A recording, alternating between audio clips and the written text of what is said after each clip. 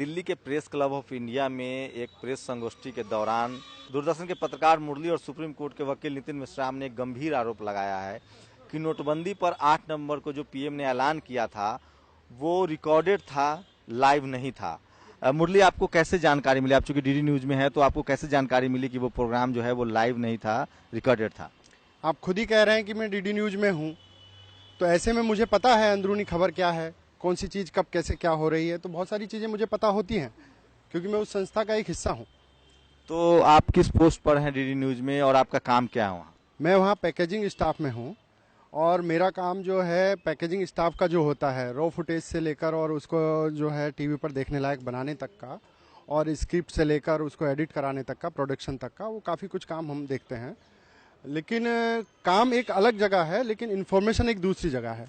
तो ये इन्फॉर्मेशन मेरे पास है। इन्फॉर्मेशन तो किसी के पास हो सकती है ना, कई बार जो मल्टीटास्किंग जो स्टाफ होता है उसके पास भी एक गुप्त सूचना हो सकती है, या कोई अन्य कोई कर्मचारी है दूरदर्शन का उसके पास भी कोई खुफिया खबर हो सकती है। तो काम एक अलग जगह है। जो ये मेरी इन्फॉर्मेशन है वो इसलिए भी है क्योंकि मैं उन्हीं लोगों के बीच में उठता बैठता हूँ और ये अंदरूनी जो खबर है मुझे पता है कि ये कैसे कैसे जो है क्या हुआ है। आपकी दूरदर्शन के किसी बड़े अधिकारी को आपने जानकारी दी है, उनसे कोई बात हुई है? मैंने वहाँ आरटीआई फाइल की है और वहाँ से अभी तो कोई जवाब नहीं आया है। इसके अलावा पीएमओ में मैंने आरटीआई लगाई है तो पीएमओ ने जवाब देने से कतराते हुए उसको फॉरवर्ड कर दिया है। इसके अलावा जो है मैं कोशिश कर रहा हूँ कि इस पर और ज़्यादा जानकारी जुटा सकूँ, आरटीआई के माध्यम से भी व अन्य माध्यमों से भी।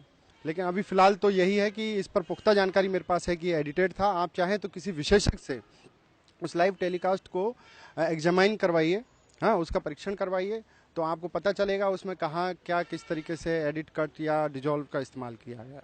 तो जिस तरह से आरोप आप लगा रहे हैं तो आपको कुछ जानकारी है कि जो रिकॉर्डेड किया गया था, जो पीएम का जो भाषण रिकॉर्ड किया गया, वो उसकी रिकॉर्डिंग कहाँ हुई और कब हुई और उसके प्रसारण से पहले स्क्रिप्ट कब लिखी गई थी? मैंने आपको विज्ञप्ति में ये साफ स्पष्ट रूप से दिया हुआ है। इवन इसके अलावा मैंने यहाँ बोला भी है कि चूंकि ये रिकॉर्डेड था तो रिकॉर्डेड जब प्री रिकॉर्डेड का मतलब ये होता है कि इसकी स्क्रिप्ट भी पहले लिखी जा चुकी है, और चूंकि एक पीएम का भाषण है और देखकर पढ़ना है तो वो कई नज़रों से गुजरता भी है, प्रूफ रीडिंग भी होती है। तो ऐसे में भाषण पहले ही लिखा जा चुका होता है। तो भाषण पहले ही लिखा जा चुका था और 8 तारीख को जब 8 बजे रात को इन्होंने जब इसको लाइव जो भाषण देने का जो ये सब कुछ किया नाटक, तो ये जो है स्क्रिप्ट तो बहुत पहले लिखी जा चुकी थी और ये रिकॉर्ड भी पहले हो चुका था। तो क्या अंदाजा आपको 10 दिन, 15 दिन, 1 महीना पहले क्या लग रहा है आपको? कितने दिन पहले? इसमें मैं नहीं बता सकता हूँ ना, कोई आंकड़ा इस तरीके से थोड़ी ना दिया जा सकता है कि आप सर्टेन डेज इतना हुआ, ऐसा। पीएम कह रहे हैं कि 6 बजे उनको प्रपोजल आता है, 7 बजे कैबिनेट की मीटिंग होती है, 8 बजे वो लाइव आते हैं, तो 2 घंटे का समय है। नहीं, और हम कह रहे हैं कि ये रिकॉर्ड बहुत पहले हो चुका था। कितना दिन पहले हो चुका था? ये ऐसे आपको आंकड़े नहीं दिए जा सकते हैं। नहीं, आप कह रहे हैं ना कि पहले हो चुका था, तो कुछ तो फैक्ट होगा ना आपके पास। किस आधार पे आप कह रहे हैं कि पहले हो चुका था? तो कह रहा हूँ ना, मेरे पास इन्फॉर्मेशन है। आधा घंटा पहले रिकॉर्ड हुआ होगा, ऐसा हो सकता है। ये लाइव नहीं था, सुनिए मेरी बात, ये लाइव नहीं था, ये रिकॉर्डेड था। ये मेरा स्टेटमेंट है और ये मेरा आरोप भी है, एलिगेशन है। इस पर प्रधानमंत्री महोदय सामने आए और जनता, देश की जनता को बताएं कि क्या ये रिकॉर्डेड था या लाइव था। तो ये गंभीर सवाल इन्होंने उठाया है कि जो प्रधानमंत्री ने जिस तरह से देश को संबोधित किया वो लाइव नहीं था, जबकि देश भर के सारे चैनलों ने दुनिया भर में उसे लाइव करके दिखाया गया था। तो डीडी न्यूज में कार्यरत है मुरली और उनका आरोप है कि प्रधानमंत्री का जो राष्ट्र के नाम संबोधन था जिसमें उन्होंने नोटबंदी का ऐलान किया था वो दरअसल लाइव नहीं था, रिकॉर्डेड था। ये इनका आरोप है। मेरे साथ वकील हैं, सुप्रीम कोर्ट के वकील हैं नितिन मिश्राम। क्या लगता है, लाइव और रिकॉर्डेड को लेकर कोई तकनीकी पक्ष बनता है, कोई कानूनी पक्ष बनता है? नहीं, ये मुझे लगता है कि प्राइम मिनिस्टर के ट्रांसपेरेंसी और मोरालिटी का इशू है। सेकेंडली, ये कॉन्स्टिट्यूशनल ओथ जब प्राइम मिनिस्टर ने लिया है कि वो देश के लोगों को मिसलीड नहीं करेंगे, उसका इशू बनता है। प्राइम मिनिस्टर के बगैर मर्जी के रिकॉर्डेड स्पीच लाइव नहीं दिखाया जा सकता। इसका मतलब जो स्पीच दिखाया गया है, जो रिकॉर्डेड है और लाइव दिखाया गया है, ये प्राइम मिनिस्टर के कंसेंट से किया गया है। अभी आप इसमें देखेंगे कि लोग कह रहे हैं कि पहले ही डिसीजन लीक हो चुका था, बीजेपी के लोगों ने पहले पैसा जमा कर दिया, बाद में नोट भी पहले ही पब्लिश हो चुका था, बीजेपी के लोगों ने उसको ट्वीट पे पब्लिश कर दिया। और आप देखेंगे कि रिकॉर्ड डेड स्पीच अभी लाइव दिखाया गया है। तो मुझे लगता है कि ये प्राइम मिनिस्टर की जो देश के प्रति एक रिस्पॉन्सिबिलिटी है उसके डायरेक्ट कॉन्फ्लिक्ट में है। सेकेंड इम्पॉर्टेंट थिंग मुझे ऐसा लगता है कि क्योंकि प्राइम मिनिस्टर देश के लोगों को रिस्पॉन्सिबल है, he is responsible to the house of the people, जहाँ लोगों के प्रतिनिधि बैठे हुए हैं, और तो इनडायरेक्टली तो लोगों के देश के लोगों को भी रिस्पॉन्सिबल है। ऐसे सिचुएशन में यदि वो देश के लोगों को मिसलीड करते हैं तो he is not suitable to be a prime minister of the country. That is very important factor. आप सुप्रीम कोर्ट के वकील हैं, संविधान के एक्सपर्ट हैं, जानकार है, क्या आपको लगता है कि जिस तरह से नोटबंदी का फैसला किया गया उससे संविधान में कोई प्रावधान है नोटबंदी को लेकर, या सिर्फ आरबीआई का जो एक्ट है उसी के प्रावधान के तहत प्रधानमंत्री बंधे हुए हैं, या संविधान में भी कोई प्रावधान है कि आप नोटबंदी का ऐलान करेंगे तो उसके लिए संविधान से, संसद से या कैबिनेट से किसी तरह की अनुमति लेनी होगी? मेरे अंडरस्टैंडिंग के हिसाब से नोटबंदी का जो इशू है वो definitely that falls within the ambit of the RBI act, but after the constitution came into force I think it should become a money bill.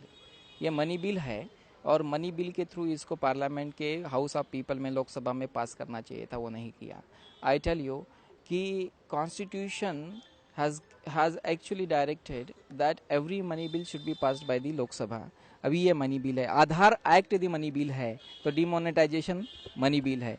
तो without the authorisation of the parliament जो है, prime minister ने जो demonetisation का फैसला लिया है वो that is not constitutional. According to article 109 of the constitution I tell you कि ये जो डिसीजन है वो पार्लियामेंट में लेना चाहिए था। सेकेंड इंपॉर्टेंट थिंग कि डिसीजन पार्लियामेंट में नहीं लिया।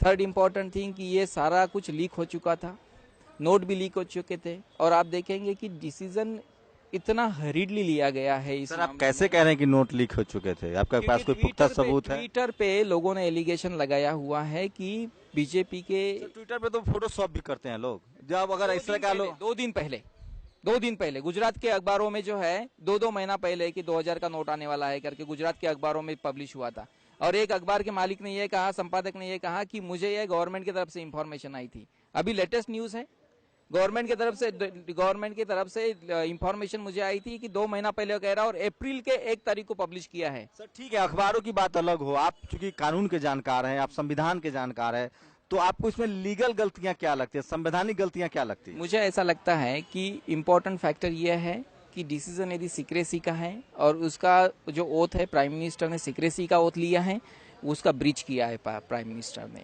और इसके लिए जो है प्राइम मिनिस्टर के खिलाफ इम्पीचमेंट मोशन लाना चाहिए। तो ये नितिन मिश्राम थे जो सुप्रीम कोर्ट के वकील हैं, संविधान के जानकार हैं। इनका कहना है कि जिस तरह से नोटबंदी का लागू करने का फैसला हुआ है उसमें कहीं ना कहीं बीच ऑफ ट्रस्ट है, जो गोपनीयता का सवाल है उसे अनसुना किया गया है। उस जो पूरा मामला गोपनीय था, जिस तरह से पीएम ने ऐलान किया कि गोपनीय था, गोपनीयता जैसी कुछ बात नहीं थी, ये इनका आरोप है।